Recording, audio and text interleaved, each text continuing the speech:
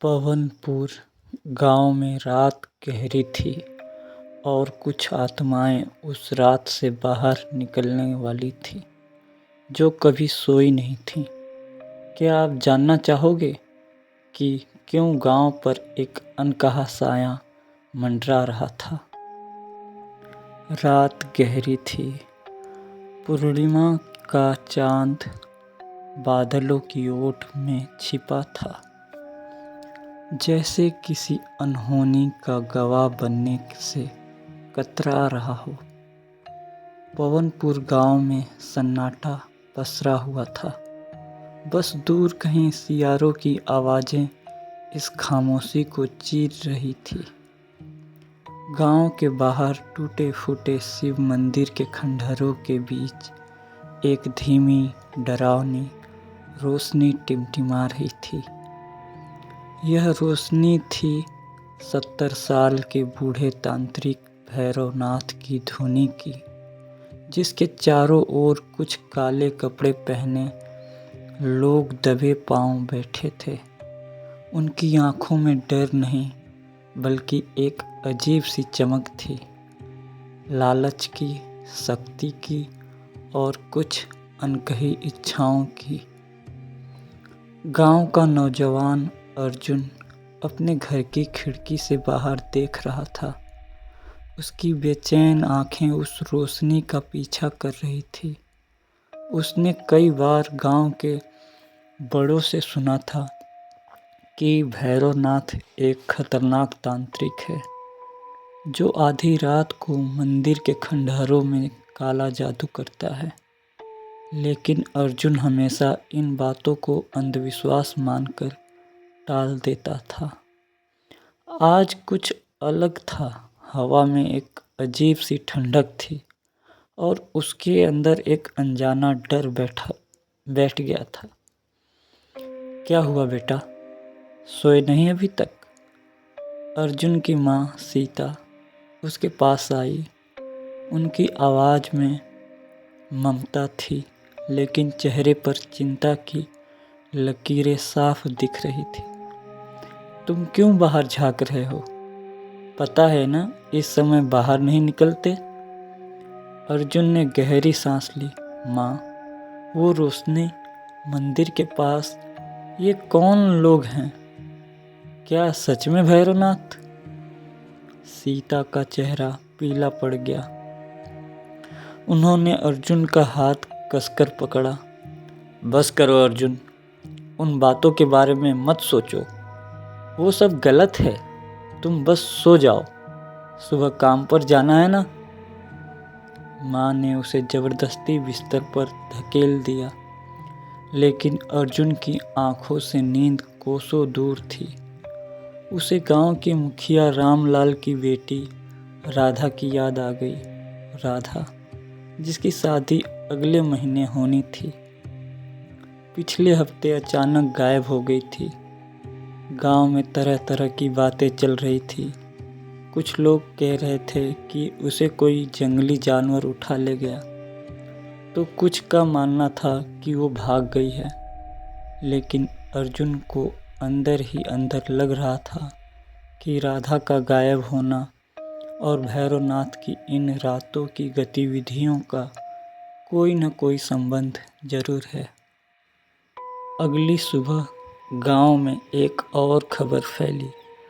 रामलाल के घर के पास एक काला धागा मिला था, जिसमें कुछ अजीब से प्रतीक गूंथे हुए थे। कुछ और घरों के बाहर भी ऐसे ही धागे पाए गए। गांव में दहशत फैल गई। बड़े बुजुर्ग फुसफुसाने लगे कि यह किसी काले जादू का असर है। अर्जुन ने उन धागों को ध्यान से देखा। उसे याद आया कि भैरवनाथ के बारे में कहा जाता है कि वह ऐसे ही धागों का इस्तेमाल अपनी तंत्र मंत्र क्रियाओं में करता है। उसका शक और गहरा हो गया। उसने मन ही मन ठान लिया कि वह इस रहस्य को सुलझाएगा, चाहे कुछ भी हो जाए। उसे राधा का पता लगाना था और गांव को इस अनजाने खतरे से बचाना था। दोपहर में अर्जुन अपने दोस्त विक्रम के पास गया। विक्रम गांव का सबसे पढ़ा लिखा और समझदार लड़का था, जो शहर से पढ़कर लौटा था। विक्रम ने अर्जुन की बात ध्यान से सुनी। तुम्हारा क्या मतलब है अर्जुन? तुम सच में मानते हो कि ये सब भैरवनाथ का किया धरा है? विक्रम ने पूछा। उसकी आवाज़ में संदेह था, लेकिन उसकी आंखों में भी चिंता झलक रही थी। मुझे नहीं पता विक्रम, लेकिन कुछ तो गड़बड़ है। राधा का गायब होना, ये काले धागे और वो आधी रात की गतिविधियां, सब कुछ अजीब है। अर्जुन ने अपनी बात रखी। विक्रम ने सिर खुजाया। ठीक है, हम इस बारे में पता लगाएंगे, लेकिन हमें सावधान रहना होगा। भैरवनाथ से पंगा लेना आसान नहीं है। लोग कहते हैं कि उसके पास भयानक शक्तियां हैं। अर्जुन और विक्रम ने मिलकर इस रहस्य को सुलझाने का फैसला किया।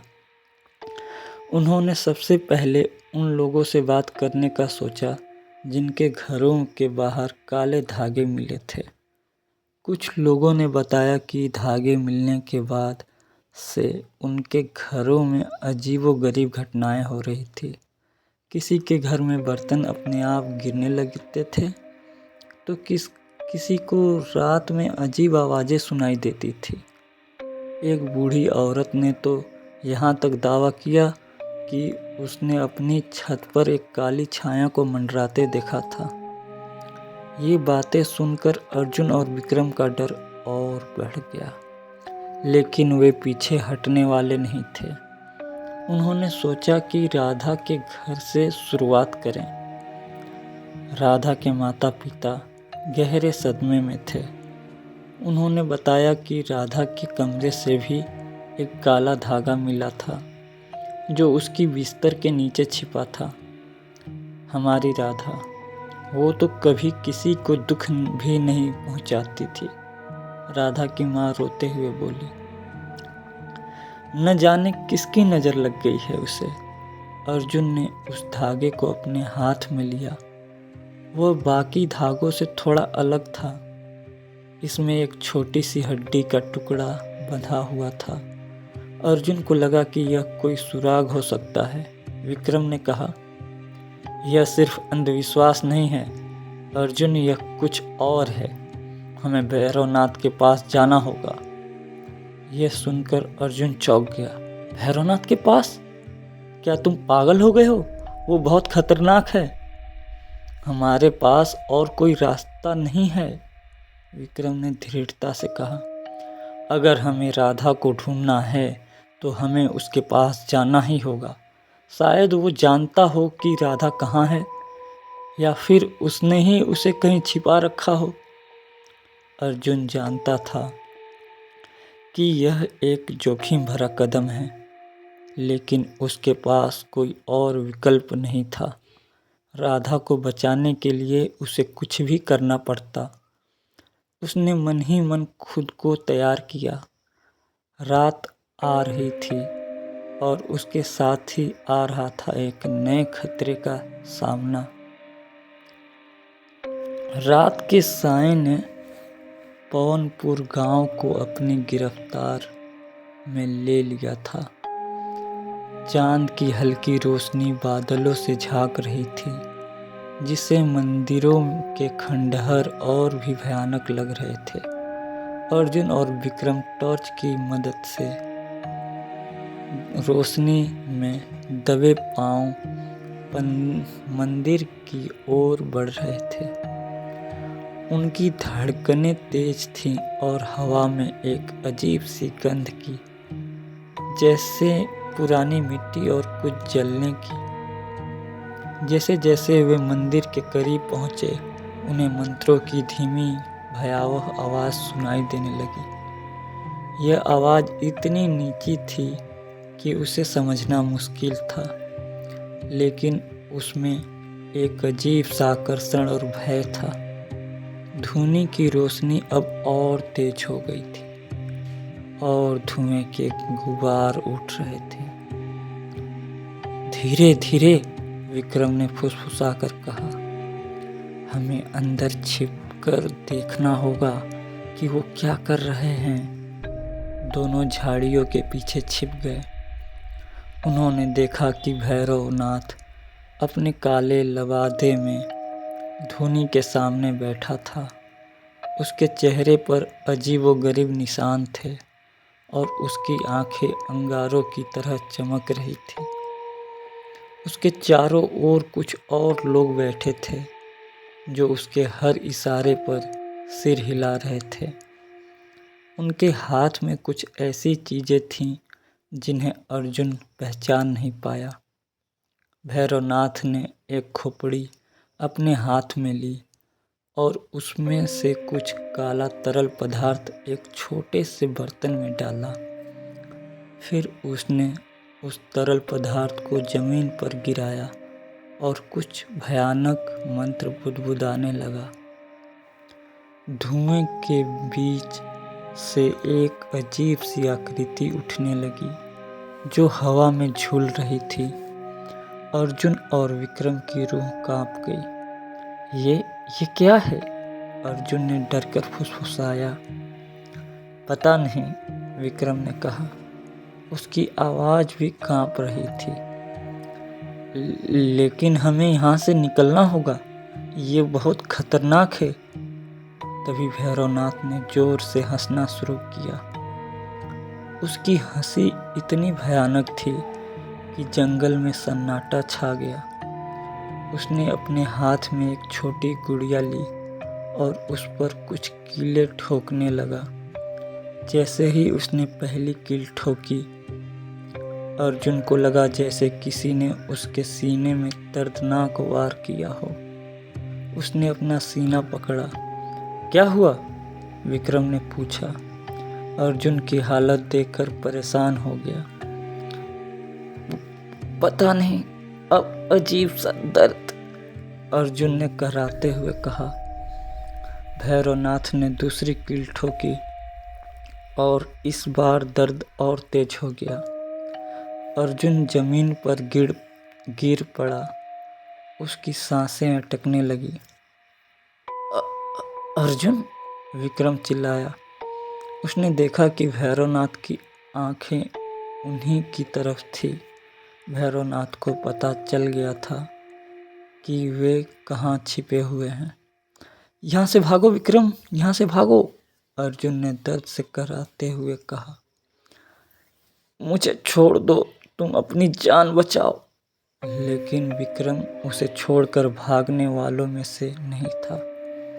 उसने अर्जुन को सहारा दिया और उसे खींचकर पीछे की ओर ले जाने लगा।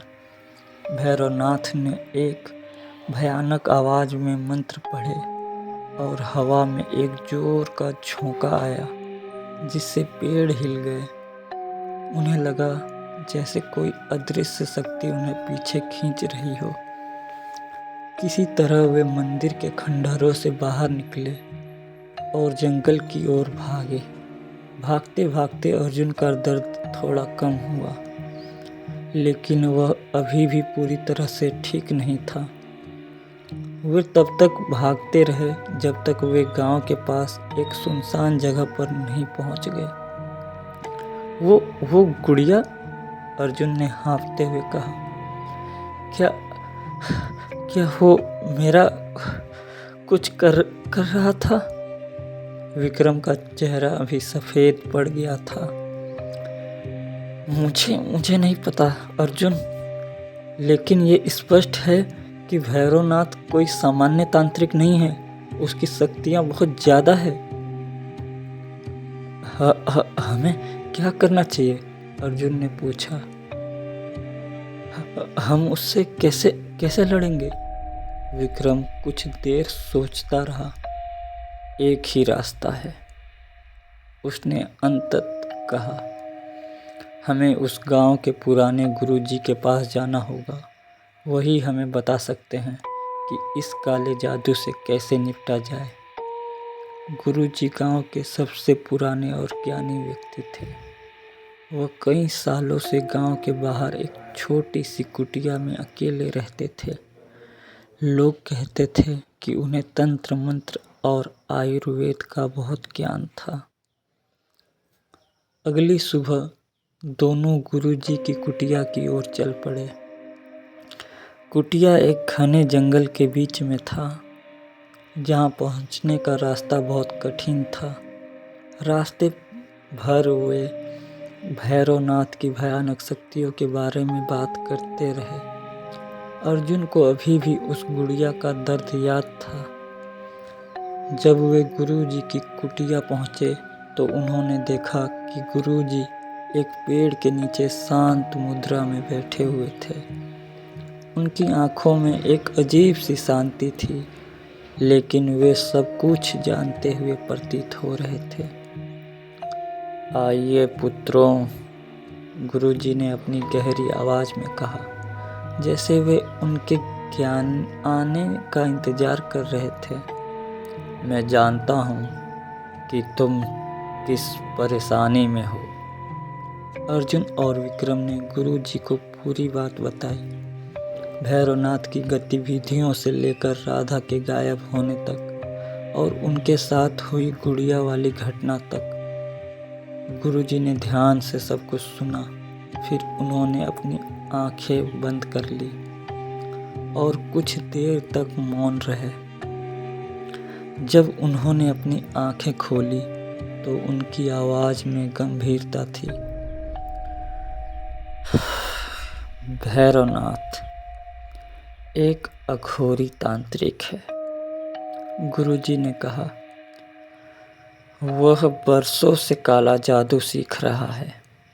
उसकी शक्तियाँ बहुत गहरी है, क्योंकि वह अपनी शक्तियों के लिए अनैतिक साधनों का प्रयोग करता है। अर्जुन और विक्रम एक दूसरे को देखने लगे। उसने राधा को अगवा किया है और वह उसे किसी बलि के लिए इस्तेमाल करना चाहता है। गुरुजी ने आगे कहा, वह अपने काले जादू को और मजबूत करने के लिए एक पवित्र आत्मा का बलिदान चाहता है, और वह जो गुड़िया का प्रयोग कर रहा था उसे वशीकरण पुतली कहते हैं। वह उसके माध्यम से तुम्हें नियंत्रित करने की कोशिश कर रहा था। यह सुनकर अर्जुन और विक्रम के पैरों तले जमीन खिसक गई। राधा खतरे में थी, लेकिन हम उसे कैसे रोकें? अर्जुन ने पूछा। उसकी शक्तियाँ बहुत ज़्यादा है। उसे रोकने का एक ही तरीका है, गुरुजी ने कहा। तुम्हें उस प्राचीन मंदिर में जाना होगा जहाँ भैरवनाथ अपनी साधना करता है। वहाँ एक अमर मणि है जो बहुत शक्तिशाली है। उस मणि में नकारात्मक ऊर्जा को नष्ट करने की शक्ति है। यदि तुम उस मणि को प्राप्त कर लो तो तुम भैरवनाथ की शक्तियों को बेअसर कर सकते हो। अमर मणि? विक्रम ने दोहराया। लेकिन वो क्या है? वह मंदिर के सबसे गुप्त कक्ष में छिपी है, गुरुजी ने बताया।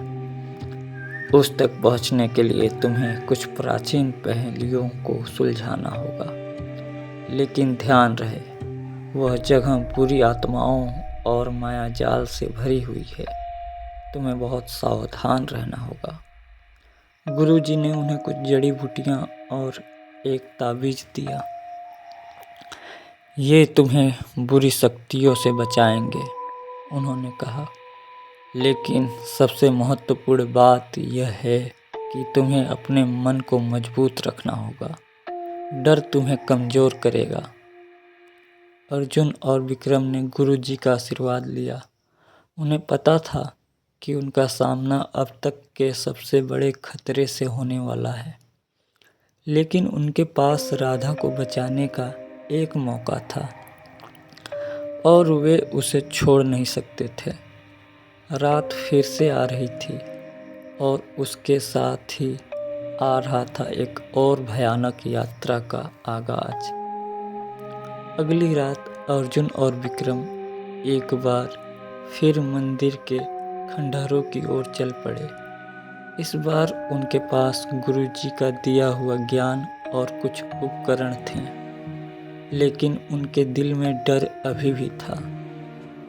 हवा में एक अजीब सी घुटन थी, जैसे प्रकृति भी उस रात होने वाली अनहोनी से घबरा रही हो।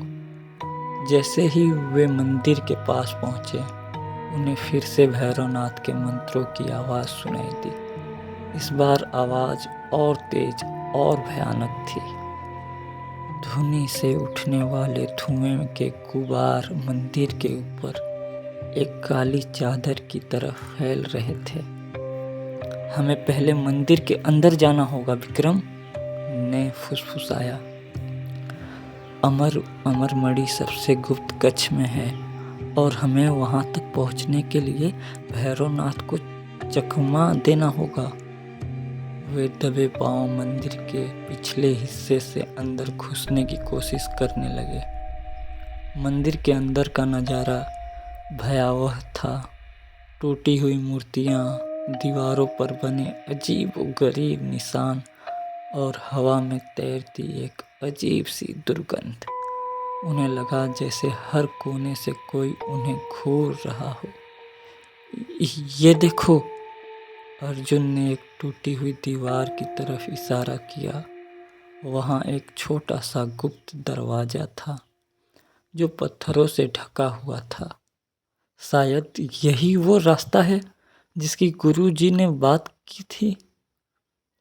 दोनों ने मिलकर पत्थरों को हटाया। अंदर एक अंधेरी संकरी सुरंग थी। उन्होंने गुरुजी के दिए हुए ताबीजों को अपनी गर्दन में पहना और टॉर्च की रोशनी से सुरंग में उतर गए। सुरंग के अंदर बहुत अंधेरा था। हर कदम पर उन्हें लगता था कि कोई उनका पीछा कर रहा है। अचानक उन्हें एक अजीब सी आवाज़ सुनाई दी, जैसे कोई हवा में फुसफुसा रहा हो। अर्जुन और विक्रम एक दूसरे को देखने लगे। गुरुजी ने कहा था कि यह जगह बुरी आत्माओं से भरी हुई है, विक्रम ने धीमे से कहा।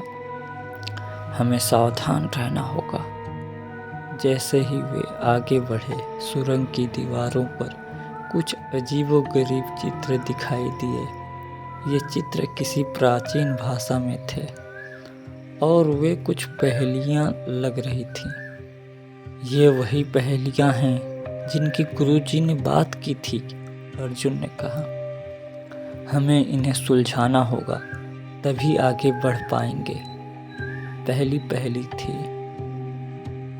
मैं प्रकाश में जन्मा पर अंधेरे में ही जीता हूँ। मैं रहस्य हूँ पर सब कुछ जानता हूँ। बताओ क्या हूँ मैं? विक्रम ने कुछ देर सोचा। यह छाया है, उसने अंततः कहा।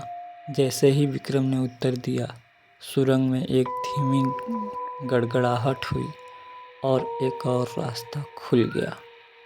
वे आगे बढ़े। दूसरी पहेली और भी जटिल थी। मेरी जड़ें आसमान में हैं और मेरा मुंह पाताल में। मैं बढ़ता हूँ तो डर फैलता है, लेकिन मैं कुछ भी नहीं हूँ। बताओ क्या हूँ मैं? अर्जुन और विक्रम ने बहुत सोचा, लेकिन उन्हें उत्तर नहीं मिला। समय बीत रहा था और उन्हें डर लग रहा था कि कहीं भैरवनाथ को उनके यहाँ होने का पता न चल जाए। सोचो अर्जुन, सोचो, विक्रम ने कहा। गुरुजी ने कहा था कि हमें अपने मन को शांत रखना होगा। अर्जुन ने आंखें बंद की, गहरी सांस ली। उसे राधा का चेहरा याद आया, उसकी मुस्कान। उसे पता था कि उसे हार नहीं माननी है। अचानक उसे एक विचार आया। यह डर है, उसने कहा। जब डर बढ़ता है तो वह सब कुछ निगल लेता है, लेकिन डर खुद कुछ भी नहीं है। जैसे ही अर्जुन ने उत्तर दिया, एक और रास्ता खुल गया, लेकिन इस बार हवा में एक अजीब सी ठंडक महसूस हुई। उन्हें लगा जैसे किसी ने उनके शरीर से ऊर्जा खींच ली हो। मुझे लगता है कि हम सही रास्ते पर हैं, विक्रम ने कांपते हुए कहा। वे आगे बढ़ते रहे और तीसरी पहेली उनके सामने आई। यह पहेली बाकी दोनों से ज़्यादा रहस्यमय थी। मैं देखता हूँ पर मेरी आँखें नहीं, मैं सुनता हूँ पर मेरे कान नहीं, मैं बोलता हूँ पर मेरी आवाज़ नहीं, और मैं तुम्हें उस तक ले जाऊँगा जहाँ तुम नहीं पहुँच सकते। बताओ क्या हूँ मैं? अर्जुन और विक्रम फिर से सोचने लगे। इस बार उन्हें लगा जैसे पहेली उन्हें चुनौती दे रही हो। गुरुजी ने हमें अपने मन को शांत रखने को कहा था, अर्जुन ने फुसफुसाया। शायद ये पहेली मन के बारे में है। विक्रम ने अपनी आंखें बंद की और ध्यान केंद्रित करने की कोशिश की। यह अंतर्ज्ञान है, उसने अचानक कहा। हमारे आंतरिक शक्ति जो हमें सही रास्ते पर ले जाती हैं। जैसे ही विक्रम ने उत्तर दिया, एक जोर का धमाका हुआ और सुरंग का अंत खुल गया। उनके सामने एक विशाल कक्ष था जिसकी दीवारों पर चमकते हुए रत्न जड़े हुए थे।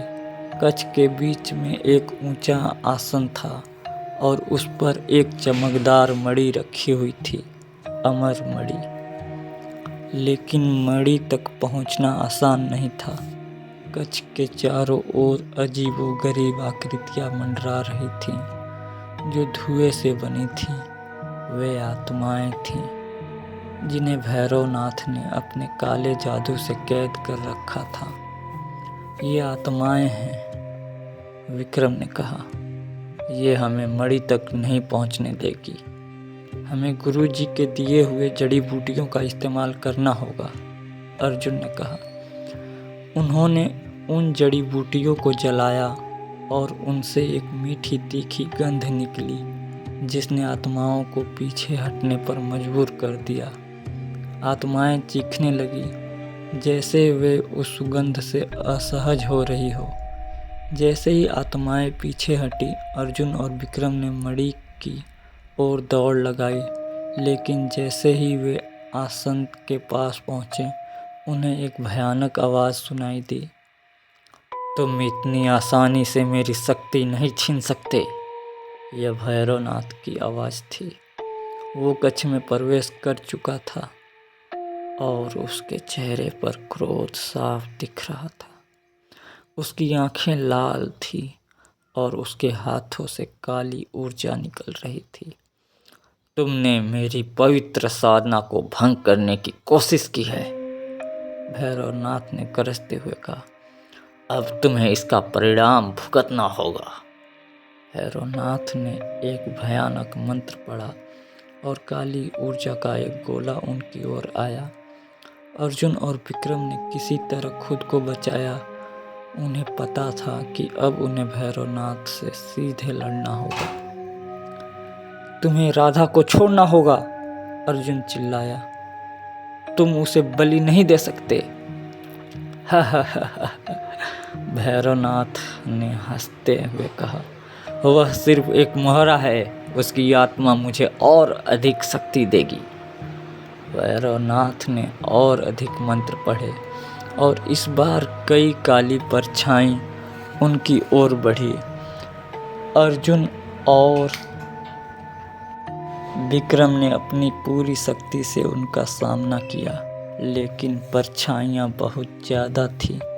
उन्हें लगा जैसे वे घिर रहे हों। हमें मणि तक पहुंचना होगा, विक्रम ने चिल्लाया। यही हमारा एकमात्र मौका है। अर्जुन ने एक गहरी सांस ली। उसे याद आया गुरुजी के शब्द, डर तुम्हें कमज़ोर करेगा। उसने अपने अंदर की सारी शक्तियाँ इकट्ठा की और मणि के ओर दौड़ पड़ा। भैरवनाथ ने उसे रोकने की कोशिश की, लेकिन अर्जुन ने अपनी जान की परवाह न करते हुए छलांग लगा दी। जैसे ही उसका हाथ मणि को छुआ, एक तेज रोशनी निकली जिसने पूरे कक्ष को रोशन कर दिया। भैरवनाथ चीख पड़ा और काली परछाइयाँ धुएं में बदल गई। मणि की शक्तियाँ ने नकारात्मक ऊर्जा को नष्ट करना शुरू कर दिया था। भैरवनाथ दर्द से कर्रा रहा था, उसका शरीर कांप रहा था और उसकी आंखें धीरे धीरे अपनी चमक खो रही थी। उसकी सारी शक्तियाँ उसे छीनी जा रही थी। नहीं नहीं, भैरवनाथ चिल्लाया, यह मेरी शक्तियाँ हैं, तुम इसे मुझसे छीन नहीं सकते। लेकिन बहुत देर हो चुकी थी। अमरमणि की चमक बढ़ती जा रही थी और भैरवनाथ का शरीर धीरे धीरे धुएं में बदल रहा था। कुछ ही देर में वह पूरी तरह से गायब हो गया, जैसे कभी था ही नहीं। कच्छ में शांति छा गई। आत्माएं मुक्त हो चुकी थीं और हवा में एक सुखद सुगंध तैर रही थी। अर्जुन ने मणि को अपने हाथ में लिया। वह चमक रही थी और उसे एक अजीब सी शांति महसूस हो रही थी। हमने कर दिखाया, विक्रम ने कहा।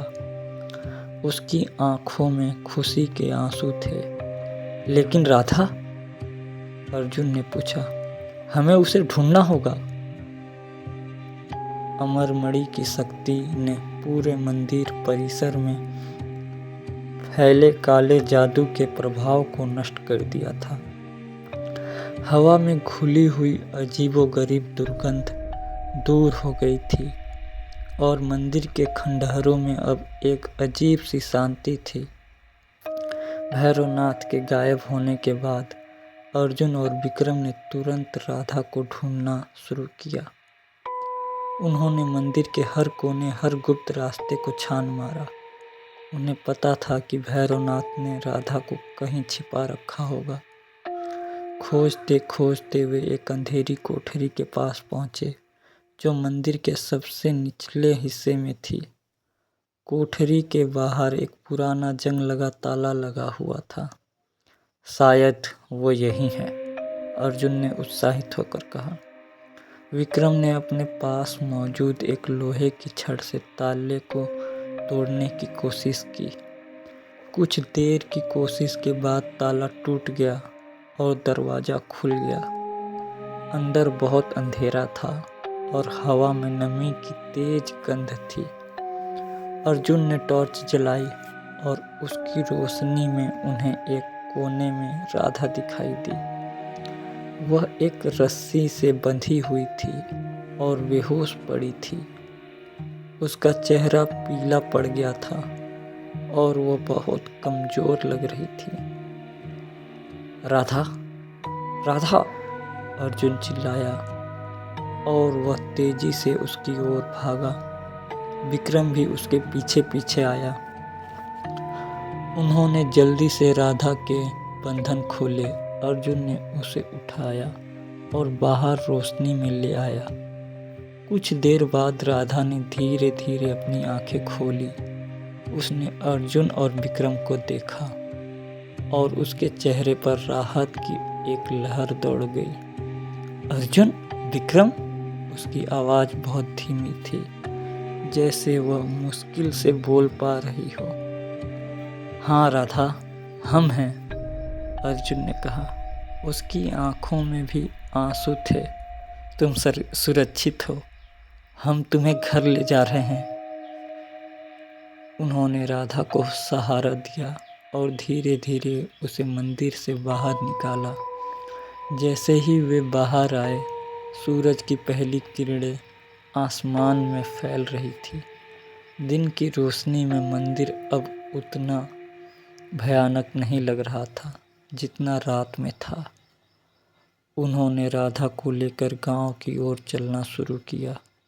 रास्ते में अर्जुन ने उसे अमरमणि के बारे में बताया और कैसे उन्होंने भैरवनाथ को हराया। राधा ने ध्यान से सब कुछ सुना और उसकी आंखों में एक नई चमक थी, आशा की चमक। जब वे गांव पहुंचे तो पूरे गांव में खुशी की लहर दौड़ गई। रामलाल और उनकी पत्नी राधा को देखकर फूट फूट कर रोने लगे। गांव वालों ने अर्जुन और विक्रम को हीरो की तरह देखा। उन्होंने खुशी से तालियां बजाईं और उन्हें आशीर्वाद दिया। गुरुजी भी गांव में आ गए थे। उन्होंने अर्जुन और विक्रम को देखकर मुस्कुराया। तुमने बहुत अच्छा काम किया पुत्रों, उन्होंने कहा। तुमने न केवल राधा को बचाया बल्कि पूरे गांव को उस काले साए से भी मुक्त कर दिया। गांव में अब शांति थी। काले जादू का डर खत्म हो गया था। जिन लोगों के घरों के बाहर काले धागे मिले थे उन सब ने बताया कि अब उनके घरों में कोई अजीब घटना नहीं हो रही थी। सब कुछ सामान्य हो गया था।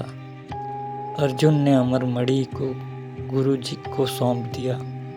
इसका क्या करना है गुरुजी? उसने पूछा। गुरुजी ने मणि को अपने हाथ में लिया। इसे उसी जगह पर रखा जाएगा जहाँ से यह आई है, उन्होंने कहा। यह मणि बहुत शक्तिशाली है और इसे सुरक्षित रखना बहुत ज़रूरी है। यह भविष्य में गांव को किसी भी अनिष्ट से बचाएगी।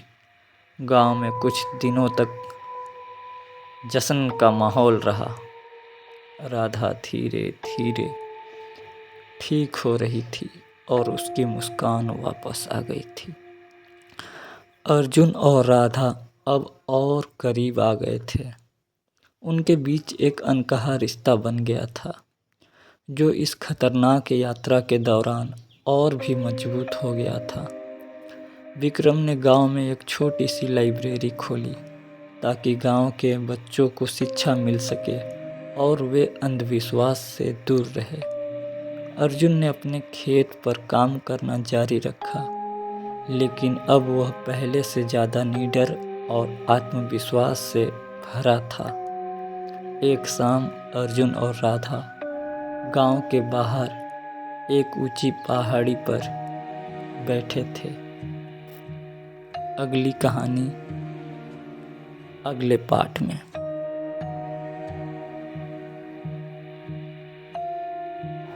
अगर आपको वीडियो पसंद आया तो लाइक, शेयर एंड सब्सक्राइब ज़रूर करें।